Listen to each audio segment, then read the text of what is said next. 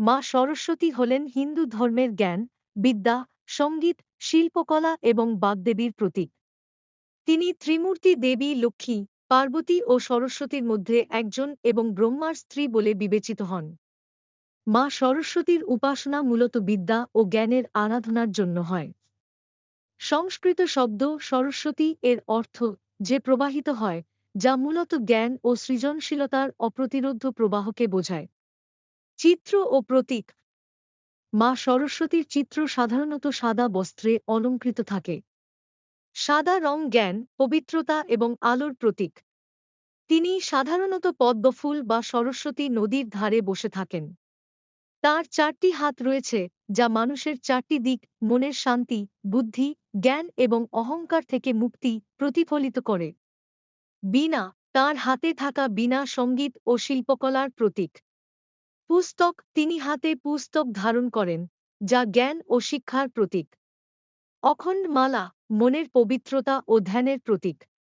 হংস, রাজহাঁস তার বাহন, যা বিবেক এবং সঠিক বেঠিক বিচার করার ক্ষমতাকে প্রকাশ করে।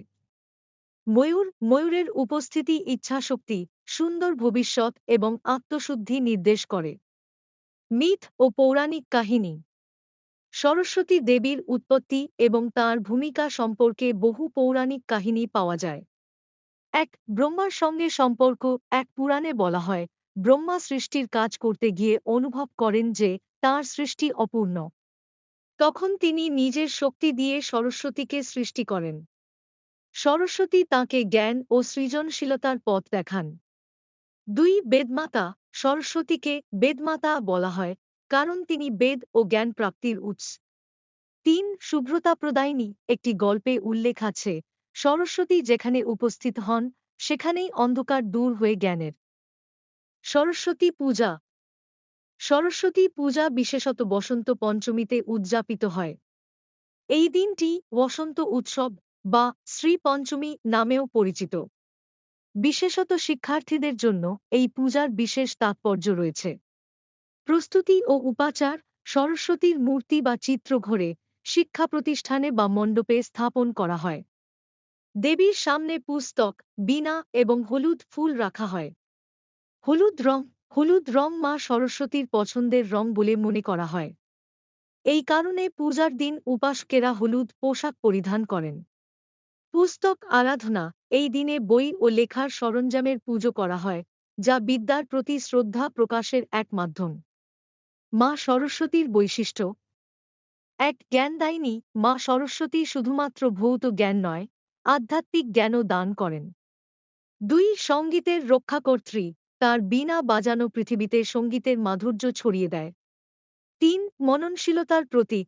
সরস্বতী আমাদের চিন্তাকে শুদ্ধ করে, যা সৃজনশীলতার বিকাশ ঘটায়। 4 অহংকার মুক্তি। মা সরস্বতীর আশীর্বাদে মানুষ অহংকার ত্যাগ করে এবং নম্রতা অর্জন করে। সংস্কৃত ও সাহিত্যিক দৃষ্টিকোণ। মা সরস্বতীকে নিয়ে অসংখ্য শ্লোক ও মন্ত্র রচিত হয়েছে। জনপ্রিয় মন্ত্র: ওম ঐং সরস্বত্যৈ নমঃ। সরস্বতী মহাভাগে বিদ্যে কমলোচনে, বিদ্যারূপে বিশালাক্ষী বিদ্যাং দেহি নমঃস্তুতে। এই মন্ত্রগুলো মা সরস্বতীর আশীর্বাদ লাভের জন্য উচ্চারণ করা হয়। বৈশ্বিক প্রভাব ও স্থান। হিন্দু ধর্ম ছাড়াও বৌদ্ধ ও জৈন ধর্মেও মা সরস্বতীকে পূজা করা হয়। জাপান, চীন এবং ইন্দোনেশিয়ার মতো দেশেও সরস্বতী পূজার প্রচলন রয়েছে। ইন্দোনেশিয়ায় তাঁকে দেবী সরস্বতী বলা হয় এবং শিক্ষার্থীরা এই দিনটিতে তাঁকে বিশেষভাবে স্মরণ করেন। আধুনিক যুগে প্রাসঙ্গিকতা। বর্তমান যুগে মা সরস্বতী শিক্ষার্থীদের কাছে অনুপ্রেরণার উৎস। প্রযুক্তির যুগেও তার প্রতি শ্রদ্ধা শিক্ষার প্রতি মানুষের আগ্রহকে বাড়িয়ে তোলে।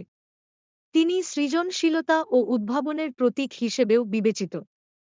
উপসংহার: মা সরস্বতী জ্ঞান, সঙ্গীত এবং সংস্কৃতির অবিচ্ছেদ্য প্রতীক। তার উপাসনা কেবল একটি ধর্মীয় আচার নয়, এটি মানুষের জীবনে জ্ঞানের গুরুত্ব এবং সৃজনশীলতার প্রতি সম্মানের প্রতীক। মা সরস্বতী আমাদের জীবনের অন্ধকার দূর করে জ্ঞানের আলো ছড়িয়ে দেন, যা আমাদের উন্নতির পথকে প্রসারিত করে। তাঁর প্রতি ভক্তি ও শ্রদ্ধা জ্ঞানের প্রতি মানুষের অনন্ত আকাঙ্ক্ষার প্রকাশ।